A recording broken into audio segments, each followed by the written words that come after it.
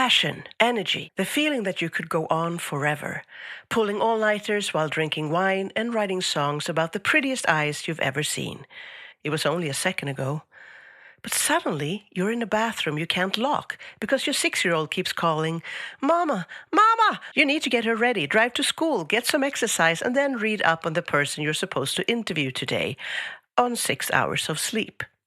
And then the children move out. Bam! The house is empty. How did that happen? And who is that woman in the mirror? Where did that gray come from? Every act of creative life has its own challenges and its own gifts. Today we're talking about how to stay sane through it all, keep being you, and keep creating. Jane Fonda has often talked about the acts of life, soon to enter her 4th. At 80, she starred in the longest-running original series Netflix has ever made, Grace and Frankie. And she says getting older isn't a decline, but a staircase going up. And in our backstage session, we are talking to Caro Luna today, who is just about to release her new album, Echoes.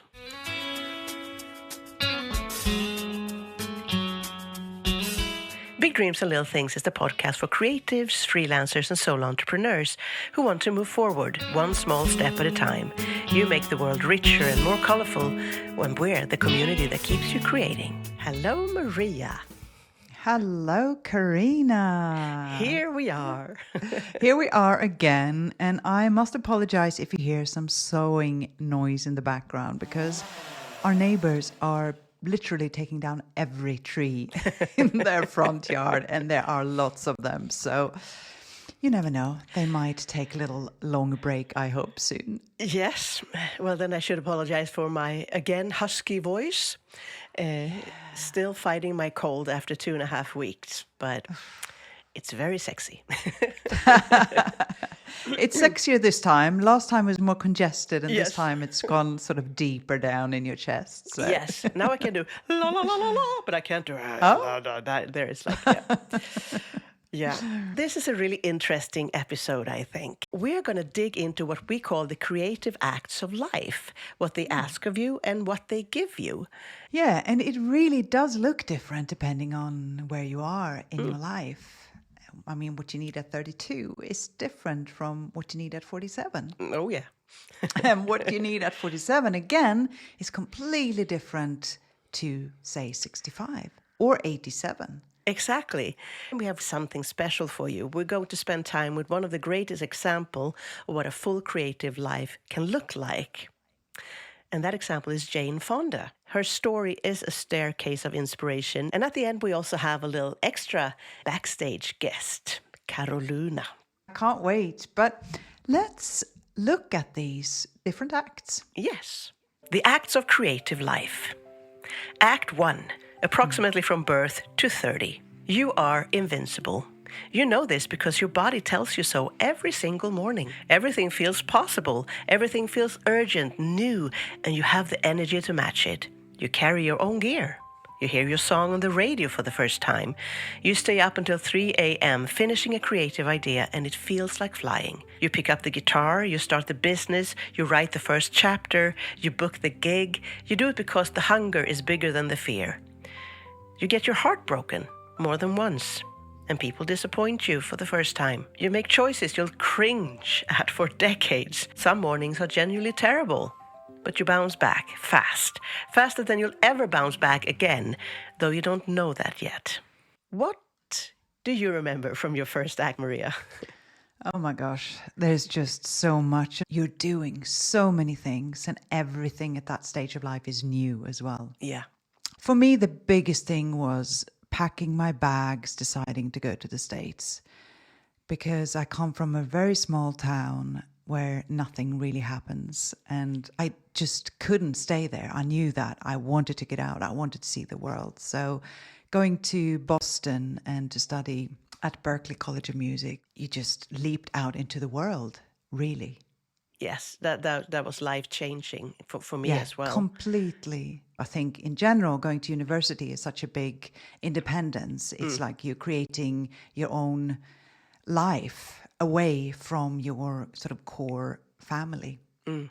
But also you're meeting all these people from all these different parts of the world, and you breathe and you live creativity. For me, my adventure started earlier. I had started the rock musicians course, like a pre-university course. And that was the big thing. Because suddenly I was no longer just, that singer with the pianist. I was rehearsing with a band because we were all, we were living in the studio basically for a year. We did nothing but rehearse and nothing but play music. And that made me different than before. And then, of course, going to Berkeley. But when I came to Berkeley, I was already a musician. Prior to that, I was so much more a singer.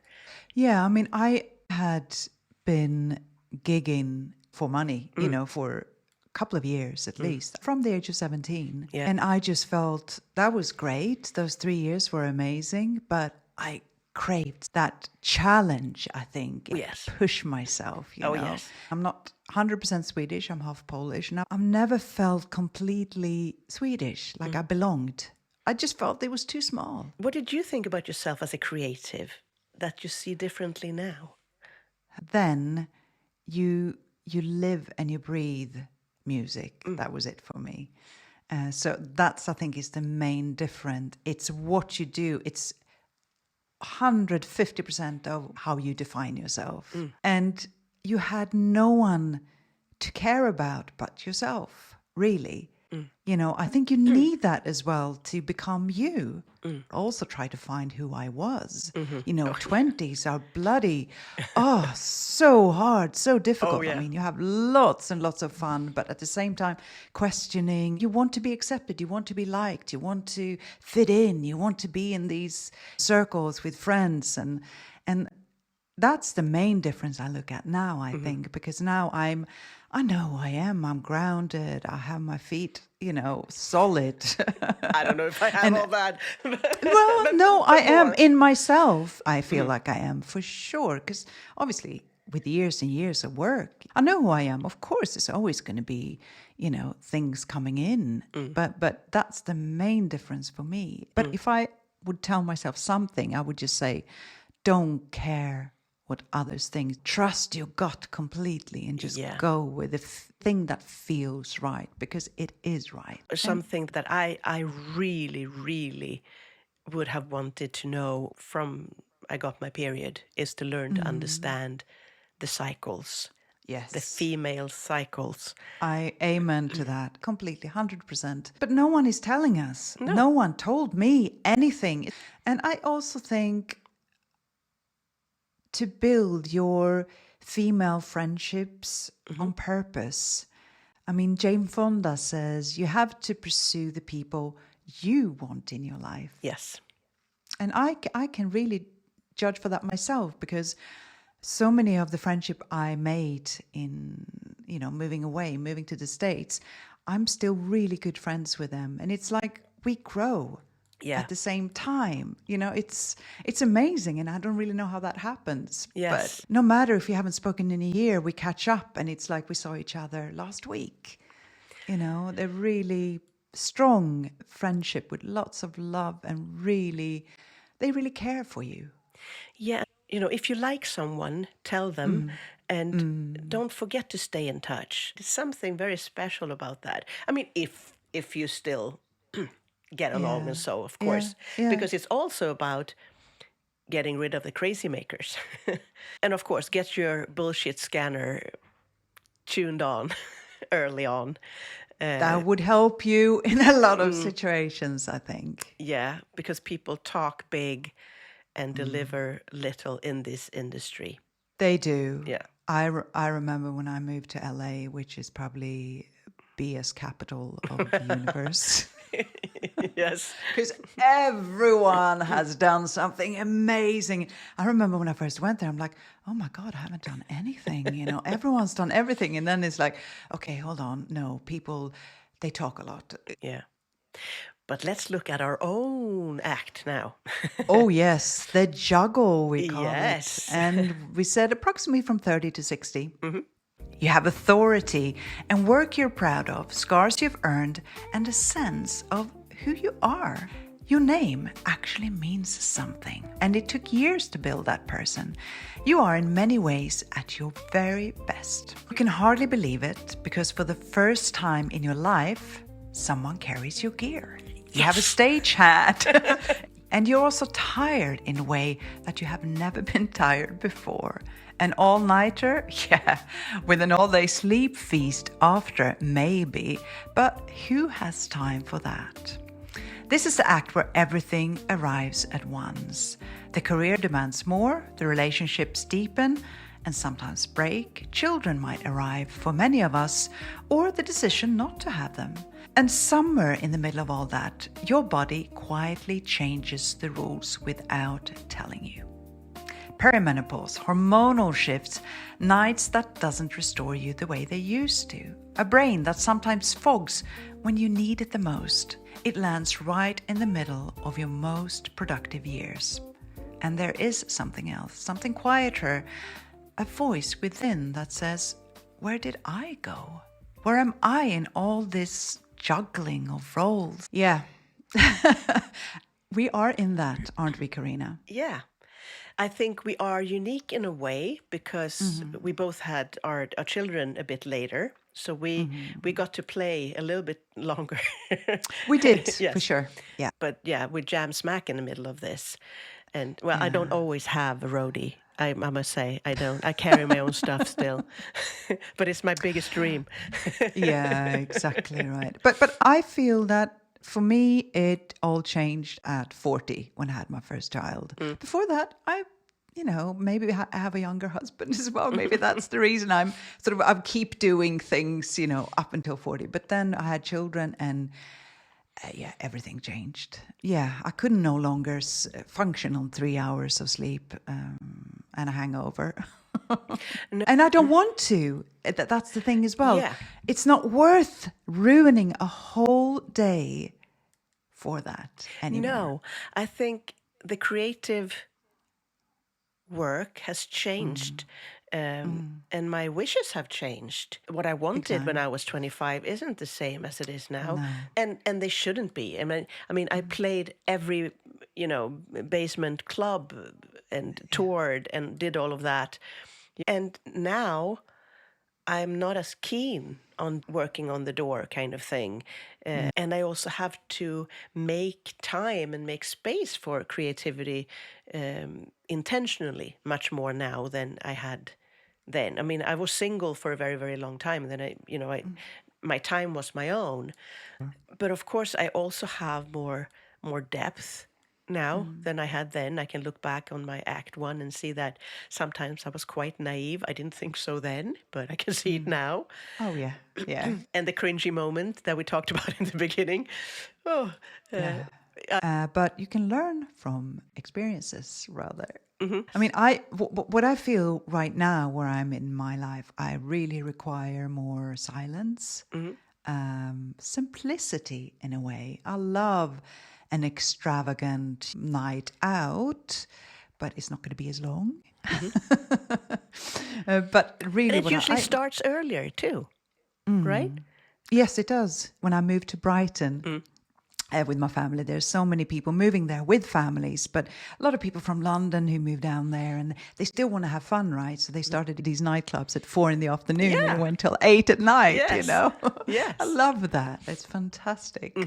Because you still have those needs. It's just that your body just can't do the same thing anymore. No, exactly. And it takes longer to recoup, So how did perimenopause affect your creativity, you think? I think what changed it is not necessarily perimenopause changed my creativity. It's more the demands of life at the stage we're in. There's all these things that mean maybe as much to me as my creativity. But the bad thing there is that a lot of times I put my creativity at the very last of the priority list, which doesn't work because I'm frustrated because I'm not creating. But I need more nourishment. I need more that's it. taken care of now than I did then. I was younger. It's such a balance act, I feel, this stage of life. Such a balance act. You don't get as much for free. No. That's the no, thing. You don't. No. But also I feel a change in creativity in the way that before I could have 30 balls, in the air and just juggle. And even though we call this the act of juggling, I really can't juggle as many balls today. Or I have to really set aside time more. Yeah, but also you had only you to look after back then. I'm curious to hear how that also changes for someone who chose not to have a family, maybe. If that's different. Obviously, everyone's affected by perimenopause, menopause. I think that's, you can't get away from that. But I wonder the difference there. Yeah. What do you wish you would have known in the beginning of Act 2, 15 years ago, 20 years ago? Definitely a bit more what I can do to help myself, to prepare myself for the hormonal changes. Because I feel no one said anything. I think now there's a lot more out there. And maybe also because my friends are mostly, a lot of them are perimenopausal, so we talk about it. Certainly, there's lots of podcasts now, there's lots of books that I don't think were there. I wish I knew more how it physically and emotionally affect me and how I can prepare, how I can be prepared. Because I've been suffering from headaches for a while. And I didn't even think about them being hormonal. I went to the doctor. No doctor would tell me they were hormonal, It's so just a knowledge of what is coming, really. Yeah. And enjoy where you are. And I think that's a lesson for now as well, to enjoy where you are, because every act is different. Yeah. Enjoy it now, because this is the time. This is what I'm writing now. This is what I'm creating now. And that's unique. Just like we said in Act 1, it's unique. And it's never going to be this way again. Tomorrow's going to be different, It's funny you say that, because from this Monday, I have vowed to myself, I've told myself, I'm going to enjoy, because I feel like a stress from this point to this point to this point to this point in my life right now, because there are so many things. So from Monday I said, okay, I'm just going to enjoy, stop stressing. I'm going to enjoy when I'm here. Don't stress through the next thing, know. And so far I've had a good week. It actually has made a massive difference. And I think that has something to do with starting morning pages recently as well. So you get aware of how you are. Yeah, listening to Julia this morning, I was like, I have to start. I have to. It's an insight into yourself. We need to have more fun. But also make sure that you build in these small recovery periods into each day. Maybe a walk after lunch, just a 5-minute silence of just breathing, 10 minutes of dancing around in the kitchen, or whatever relaxes you and makes you recover a little bit as well. And stay yourself. Even if you show up for everyone else, you're still the creative, the dreamer, the painter, the person with ambitions and ideas and a voice worth hearing.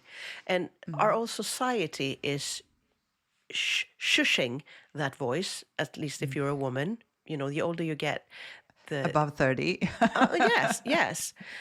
These days, yeah. But all these roles and all these how complex you've become. Yes. All of that, all your experience, that makes you more interesting.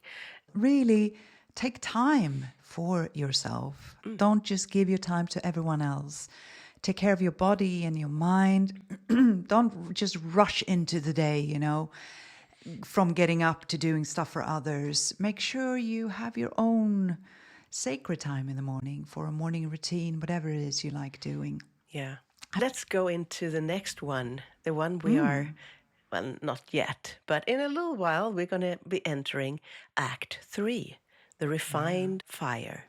And that is between 60 and 90. You wake with the sun, no alarm clock. You stretch and roll out of bed with a new sound.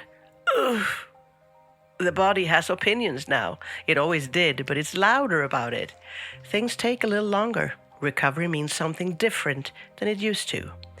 And yet, the children are grown, the proving is done, and for the first time in what feels like forever, the rules are yours to write. If you could only remember where you left your pen. There is a freedom in this act that the early ones couldn't give you because you hadn't earned it yet. You know yourself now in a way you simply couldn't at 25 or 40. You know what fills you and what drains you. You know which rooms you want to be in and which ones you've been pretending to enjoy. And yes, the world has a habit of going quiet around you. They hunt the young. The briefs stop coming. You're a woman at a certain age and the world has very little script written for you. So you write it yourself. But something else happens too, something nobody really prepares you for. You scroll through your phone book and there are gaps. People who were there last year aren't anymore. Your parents are gone and suddenly you realize you are first in line now. There's no one left standing between you and the eternal. It's scary. Of course it is. You think about time in a way you never have before, about what you've made, what you haven't made, what you still want to say. You know that time is finite. You stop wasting it on the wrong things. You stop performing for people who never really saw you. You stop waiting for permission that was never going to come anyway. And you know the world will keep turning. Well, we haven't been here yet. We haven't, and we can't really tell you what it's like.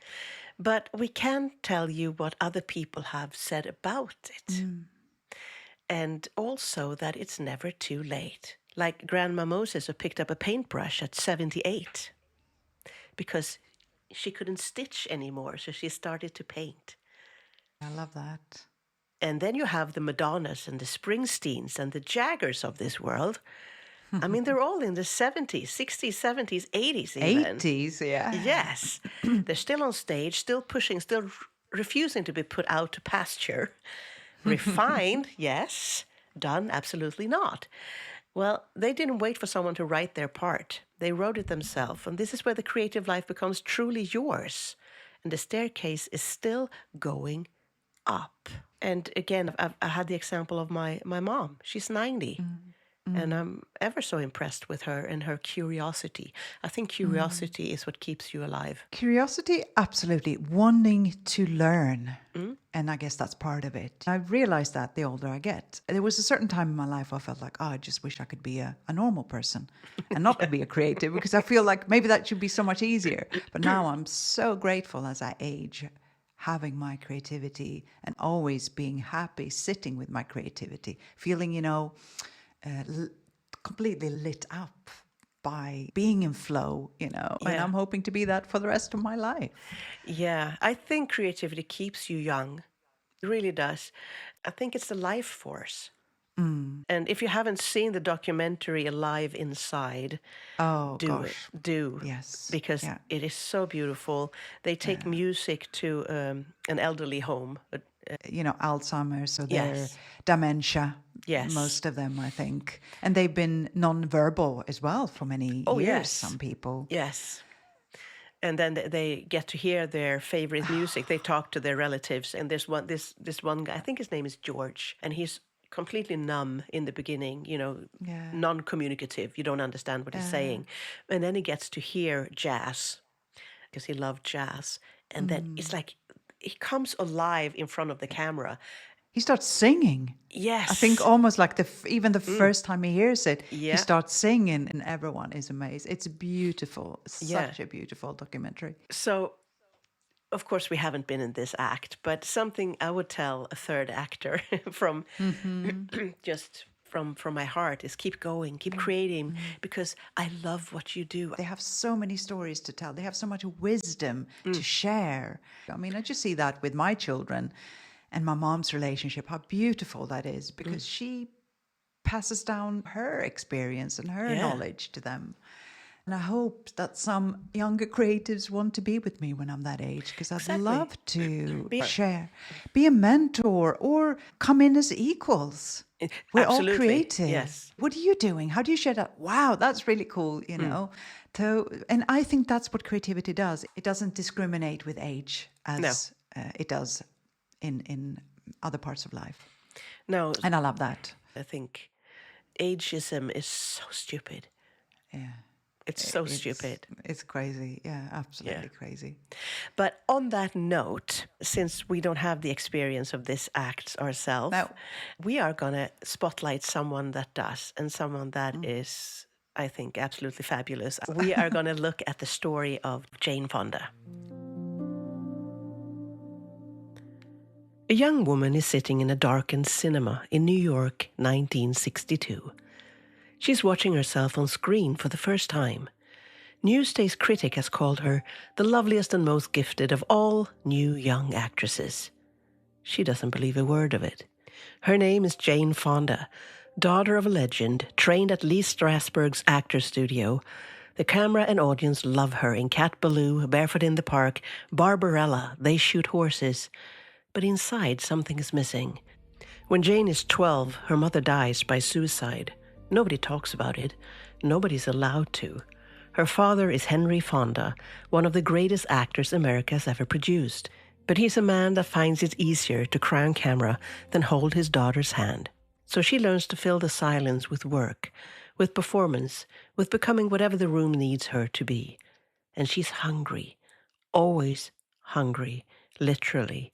She starts to binge and purge, bulimia nervosa, living what she calls a secret life, organizing her days around food and hiding.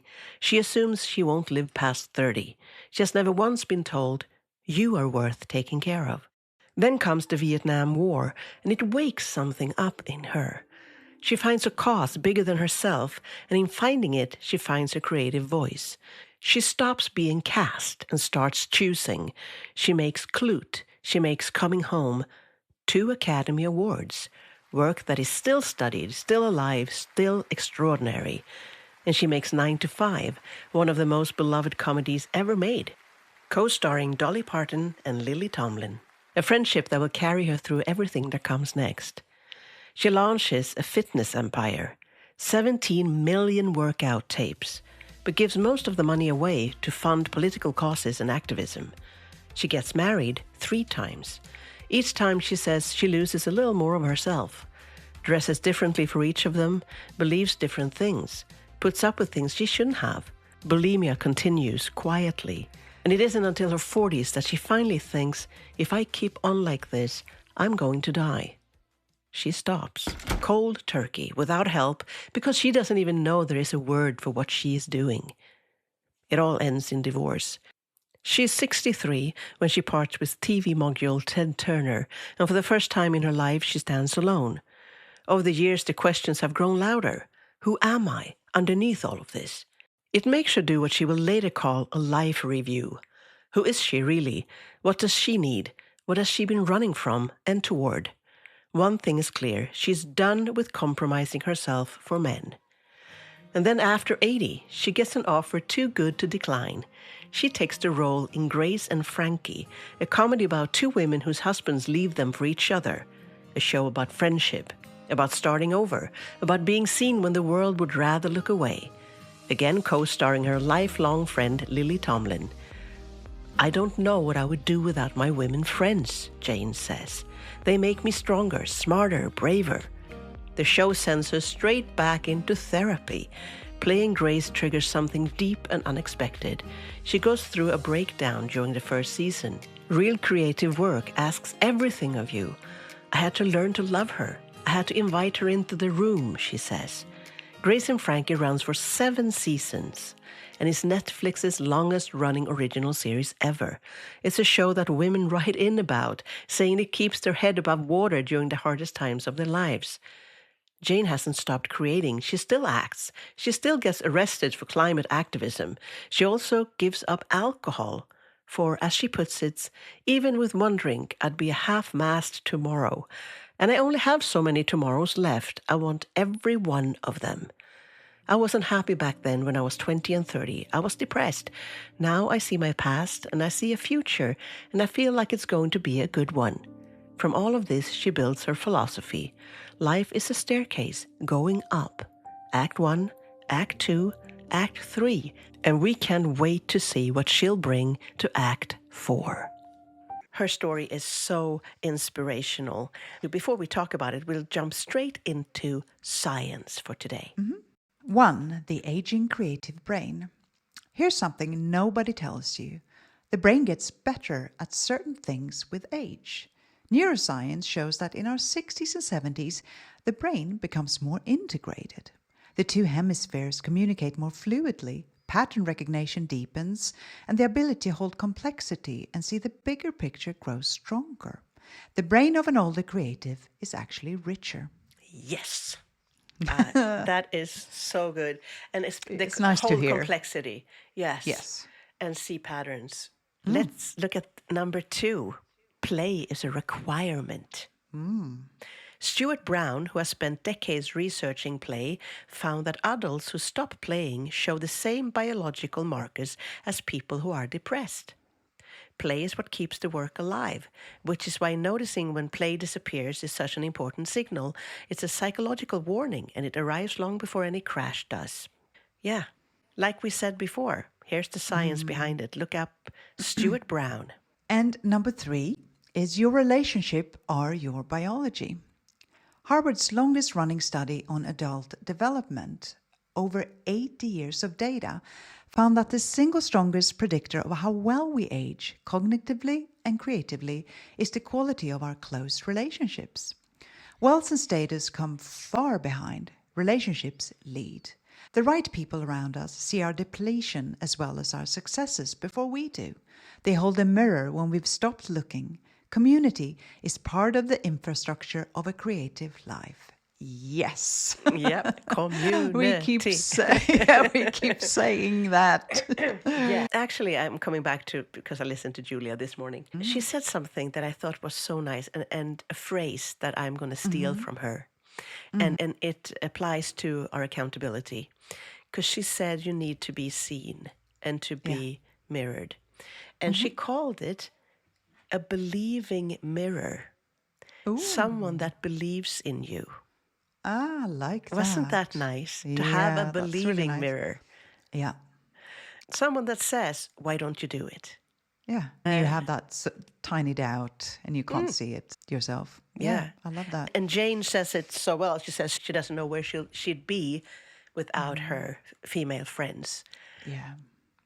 Clint Eastwood said something really interesting too. He said it to Morgan Freeman. He said, don't let the old man in. Mm-hmm. Isn't that a nice quote? Yeah. Stay young. But you know what though? I remember when I was in my teenage years and I was spending a lot of time at my best friend's house. And her mom used to keep telling us fairly often, it's like, I'm just not this person that you see, you know. I'm like so much younger inside. And I just always thought that was so weird. It's like, what's she talking about? And not until now, right? Do I actually understand what she meant?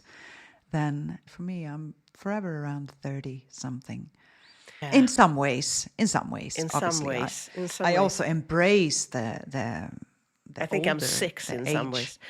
Yes, yeah. I think Jane's story, how she's portrayed, talk a lot about she was so pretty, she was Henry Fonda's daughter, and they talk about her bulimia and all of that, which is extremely touching. But and also, her husband's, yes. Yeah. But she's also an amazing actress. She is. And that, it's almost like that's shaded by everything else. And then she became this fitness, mogul. And it's almost like the world didn't take her as serious as an actress after that. And the thing is, like that, the money for that she actually gave to... Exactly. To political activism. Yeah, right. But very typical when it comes to a female creator that we lift so many other things than... the depths of the portrayal of a role, for instance. And that's why I loved seeing Grace and Frankie, where she plays 70, but she's actually 80 when she plays it. I think that's cool too. Wow. There's so much knowledge there. And not just, the old wise woman kind of thing, but actually a woman that's out dating and having sex for the first time after 30-year marriage. Exactly. And it's funny. That's fantastic because that becomes a taboo, doesn't it? Ooh, old people don't have sex, do they? Exactly. No. So go Jane. Amazing. Go Jane. Yeah. So check that out. And of course, all her films are great too. I love the one with Robert Redford. I think it's Yeah. Barefoot in the Park, right? I think that's the one with him. Yeah. And 9 to 5 is, Of course. is amazing. Yeah, which is fantastic. All Yeah. strong female characters, yeah. But we're coming to the end of our show, and I am so happy we're going to introduce a friend of ours. It's time for Backstage Community, where we shine a light on the creatives, freelancers, and solo entrepreneurs of the world who make it more colorful. And this week we're talking to Caroline Schröder, also known as Caro Luna. She was born in Uruguay, but was brought up in Sweden. And she is a singer-songwriter whose music draws from Latin American traditions, rancheras, boleros, milongas, and Brazilian singer-songwriter traditions, interwoven with poetic lyrics and acoustic warmth. Her songs reflect love, loss, and identity, crafted with emotional depth and timeless quality.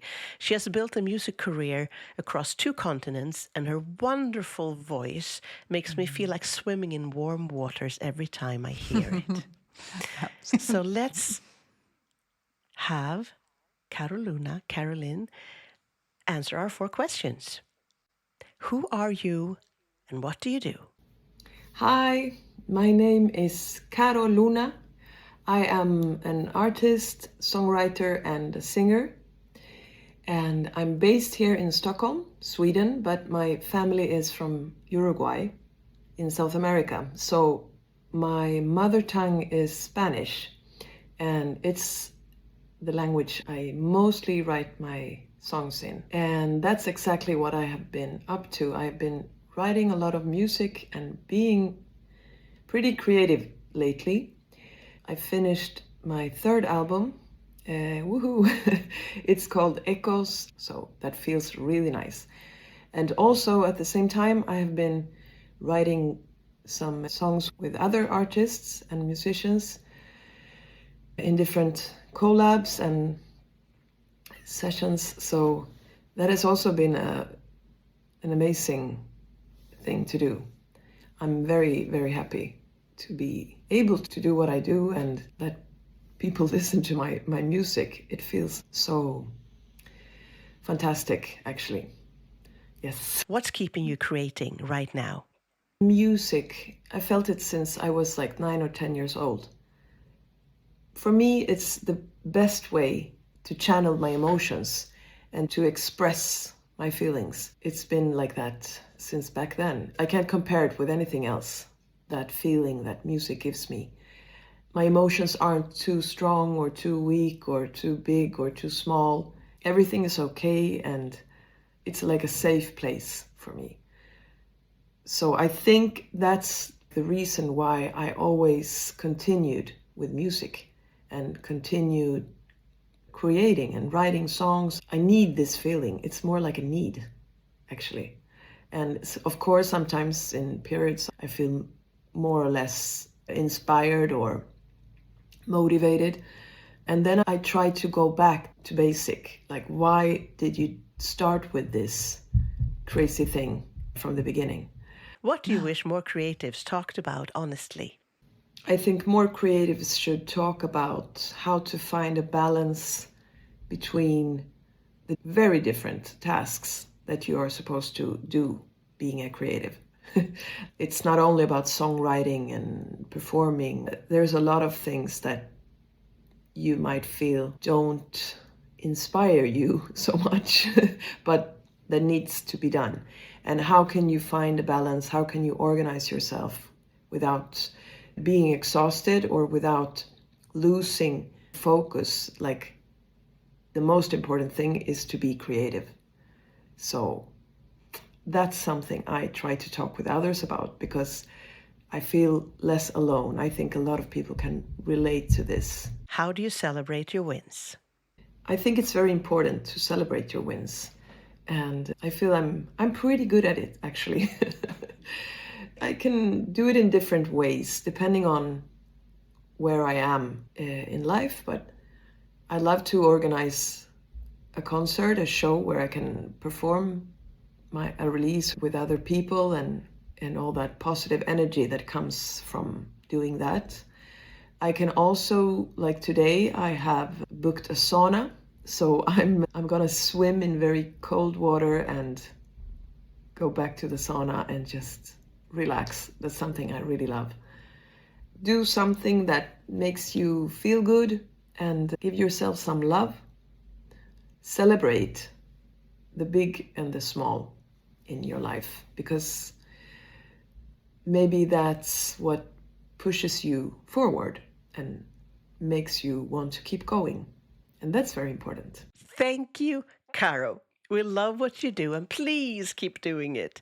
Make sure to check her out at Caro Luna Music on Instagram and at carolunamusic.com.